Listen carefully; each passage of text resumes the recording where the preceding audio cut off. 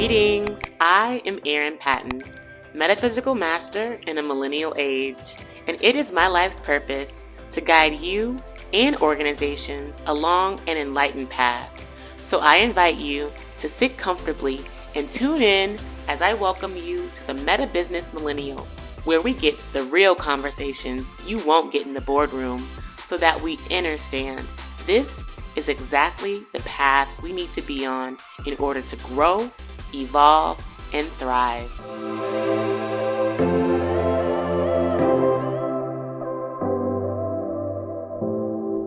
Greetings, I am Erin Patton, and welcome to the Meta Business Millennial podcast.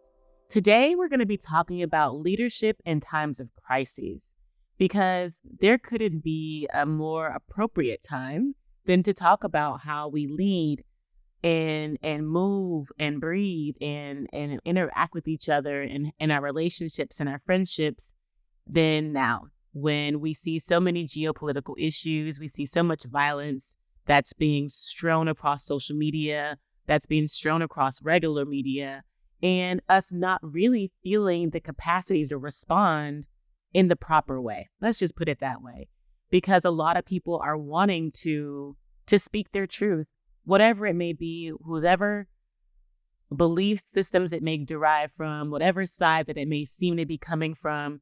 Yet a lot of people are staunched and stifled in their ability to speak their truth because of fear of judgment, fear of retribution, fear of losing the very friends and family that they've cultivated and they love so dearly. Let's just be honest with that part about it, is that we want to make sure that we're being able to speak and not harm others in the process and destroy relationships in the process. And when we as leaders, whether we're in business positions as leaders or governmental positions or nonprofit positions, or we're artists, or however we're looking in our position of leadership, we have a voice. I mean, we have followers. A lot of you all have lots of followers. We have a lot of people in your offices whom you work with who look up to you, people in your family who oftentimes look up to you. And you have a position of influence, whether you accept it or not, because you probably know it. You probably have thought about it. But really, what do you do with that? What do you do from this position of influence? And very straightforwardly, it's be honest, be yourself. But sometimes when you're yourself, you can be condemned for it. And that's where essentially the inner work comes in. And that's essentially where you have to have that unapologetic, that very confident and aligned view of who you are. So when that comes under attack, when other people want to essentially shame you for your viewpoints or for your truths, then you know who the fuck you are and you can stand on it. That's the most important part, is knowing who you are and being able to stand in it and stand on it. And essentially in this day and time, we need more of that. I mean, I think they call it like having a backbone, having a backbone, not being, wishy-washy, and whatever the sort of political kind of terms are in the moment. And we have to be able to stand firm in that truth of knowing who we are and what we stand for. And without getting too far sort of in the details of whatever the geopolitical issues are of the moment, it's really important to ground ourselves in why. Why do I need to have this voice? You should be asking yourself, why do I need to be having this voice? Because you feel it in your body, because I'm sure you do. All the time, when you're watching the news, when you're talking to people, you feel the anxiety, you feel the fear. You feel the collective suffering. Yet how do you exercise it? How do you move through it? By being honest with yourself and talking about it. And I want to, address all the people in the areas of where they are right now, because you may not have the ability to speak out publicly at this moment about how you truly feel, but you should be able to have safe spaces for which you can express how you feel. Express what could be some solutions, and express how you want to love on or serve others in the process. For me, because I love to speak from my own personal experience, when I'm seeing sort of turmoil in the world, I definitely have to go within. And first of all, examine what in this exterior world is resonating with me inside of my being. And I know just in this past month, especially since a lot of things have been coming up for a lot of people, I've been feeling a lot of my own anger. I've been feeling a lot of my own frustrations. I've been feeling a lot of my own resentments, things that I've unconsciously co-created in my life with people who I don't necessarily want there. Here in my sphere of being. And I have to examine that for myself, because as the laws of the universe go, as within, so without. So what we're experiencing externally, even if it's halfway across the world, is absolutely a reflection of what's going on inside of us. Internally, there's violence in thoughts, there's chaos in being, there's anger, there's frustration, there's isolation. They're all of these same emotions that are being experienced and visible externally. So the first part of that is coming within and seeing those aspects of ourselves. And then the second part is not judging it. Because I know I'm quick to be like, oh, I can't believe I'm still feeling this way. Waking up at 3 a.m. like, I can't believe I'm going through these same kind of angry emotions about these same things. Why do they keep happening in my life? And that's when we start to fall back into that victim mind. What we're actually seeing in our world is sort of this victim perpetrator type of energy, light, dark, evil, good. We have that within us, 100%. Why is this happening to me? Why does these keep things happening to me? Why do these people keep attacking me? In the workplace too, even, why am I still dealing with these issues? Why are we, hitting this down moment again at the same time of year? Why are our numbers always looking like this? This is really perpetuating more of that victim cycle, that vicious victim cycle energy. And we have to sit with it. Sit with it, feel that emotion, and understand what we need to do to clear it. And the best thing to clear it is allow the body to do it itself and be patient when we're not judging those thoughts, when we're allowing those thoughts, when we're nurturing those thoughts. Okay, I see you 3 a.m. mind. How about I turn on some affirmations and kind of speak over myself right now? Understand that these limiting beliefs are keeping me in this cycle. How can I work through some of these thoughts? How can I sit in my salt bath? I love to take salt baths and really release these things. Sit in meditation. Do some energetic work, energetic healing, working with folks like me and other professionals that do energetic healing, energetic work to clear some of that energy from your field so you can just rest in your being. These are some of the things we have to do when we're understanding that we're undergoing attacks. Just be real, because we're seeing attacks out in the world, but we also are experiencing energetic and metaphysical attacks as well. From our generational lineage, from things that we carry, from implants that come in our beings. There's so many ways in which these attacks show up. For me, it's absolutely generational. I chose this path. I chose this DNA path to be able to do this clearing in this way for my lineage, for my descendants. And this is not light work. It is light work, but it's definitely not easy work. And so we need support in doing that. The clearing, the energetic clearing absolutely help us to move lighter in our being. I know even in my Tai Chi practice, we did a lot of that with our Donjon tapping, with our energy activations, with our poses, with our movements. We're able to move energy.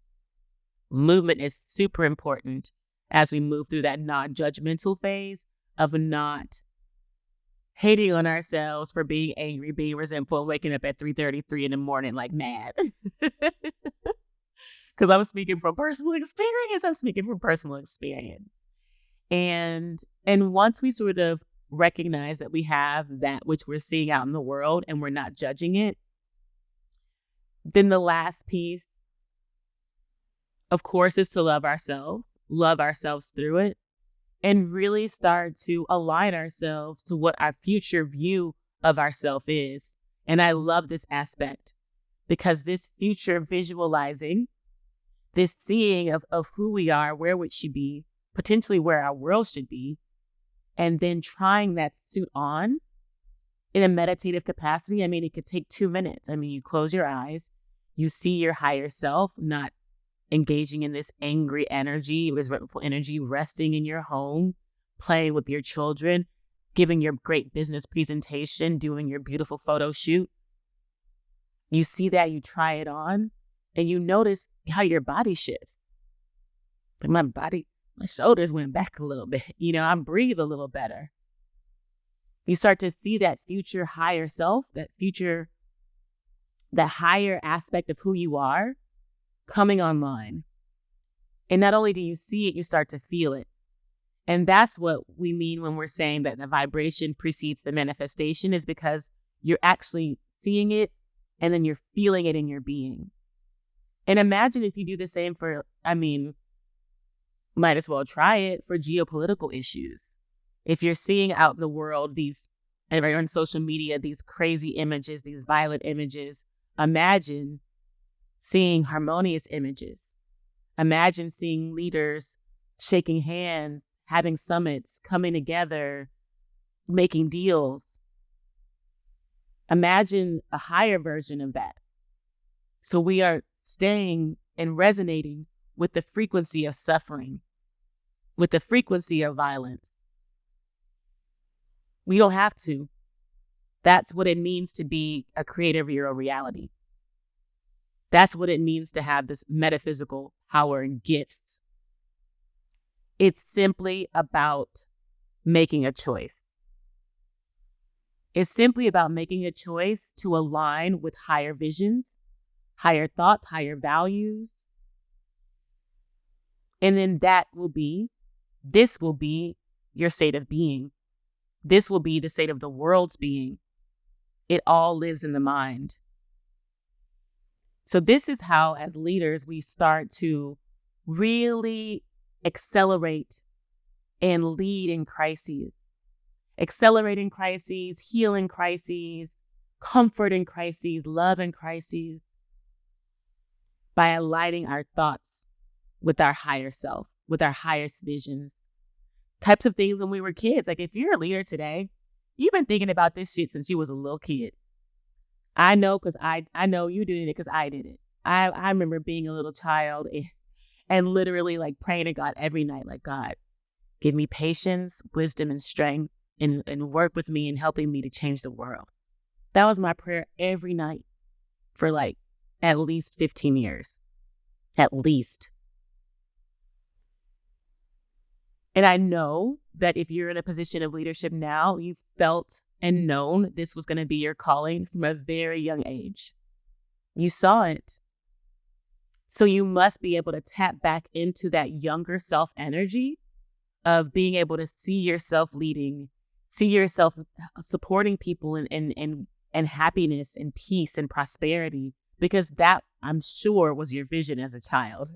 I'm sure as a child you weren't imagining violence and having these difficult conversations and crying and feeling pain, because that's the beautiful thing about children, is that as children, we're so divinely embodied that those lower thoughts and energies don't have the ability to penetrate our fields at that time. They don't even have space, because we're so happy and playful and loving and having so much fun.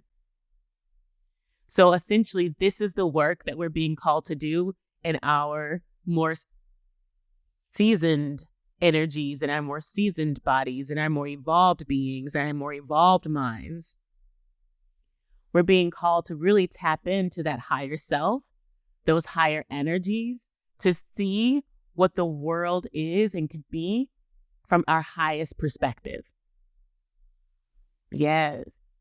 That feels so yummy too, like to be able to sit here and imagine just like a diplomatic world, imagining a peaceful world, imagining world leaders talking to each other, working through their differences, maybe going back on some shit that they said before and kind of renegotiating things, being fluid and flexible to being able to move in a space where we all get along.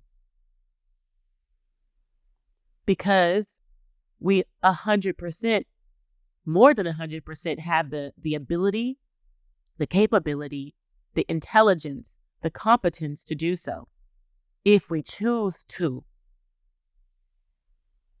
And that's the beautiful thing about being human. And also the ironic thing about being a human is the capacity of having choice, of free will. We can choose to be in alignment with God, to be in alignment with our higher self, to be in alignment with higher truths. Or we can choose not to be. Period.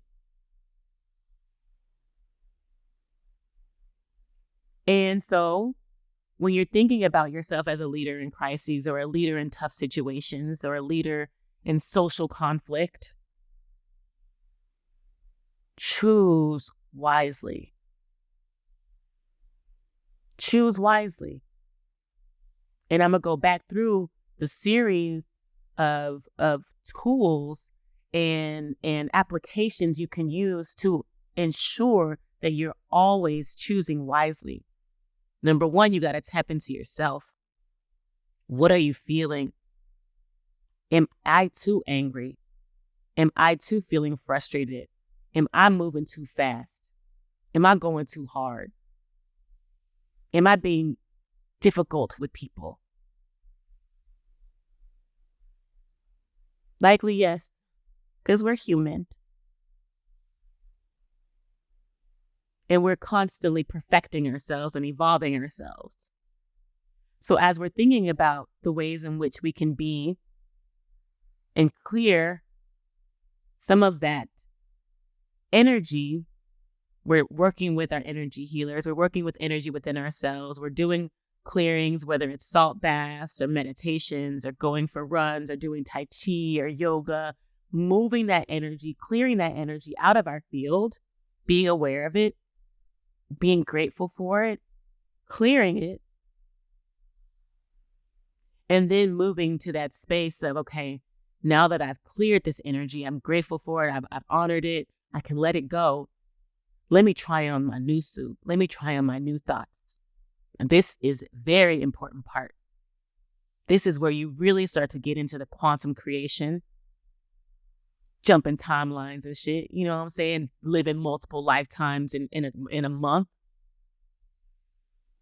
When you're able to really see the higher vision, your higher self, doing the things that you madly dreamt of doing. Like you were like, oh my God, this is so crazy. And you're imagining it. Okay, you see it. And then you try it on. That's the major key. When you're able to see it and then try it on, and when I'm saying try it on, you're seeing it and then you're feeling yourself doing it. You're seeing yourself making these moves. You're seeing yourself, having these, talking on the stages, performing where you're performing, showcasing the things, making these great deals. And then you're feeling yourself doing it. You're feeling yourself doing it.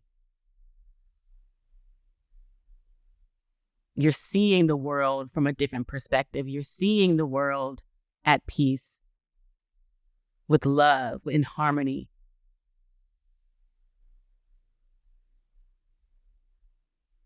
That's when we know that we are changing the world. The vibration precedes the manifestation. The visualization is part of the vibration. The visualization is the vibration. The visualization is the manifestation. So truly understand the power in your visual, the power in your thoughts, the power in your speech, what you saying, how you saying it, how you're feeling it. This is leadership. Being in your truth. Speaking up for yourself in alignment with yourself. This is leadership. Not pandering. Not saying what the people need to hear, want to hear from you. What you think will make them feel good. That ain't helping nobody.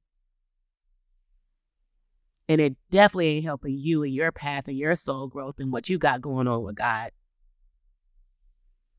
So you really have to understand the power in your truth, the power in your being honest with yourself, the power of tapping into your own emotional frequency, your own vibrational frequency, and how that affects the world in which you live in, the businesses in which you manage, the creations that you're creating, the families that you're tapping into, that you're leading, the children that you have, the spouses that you love.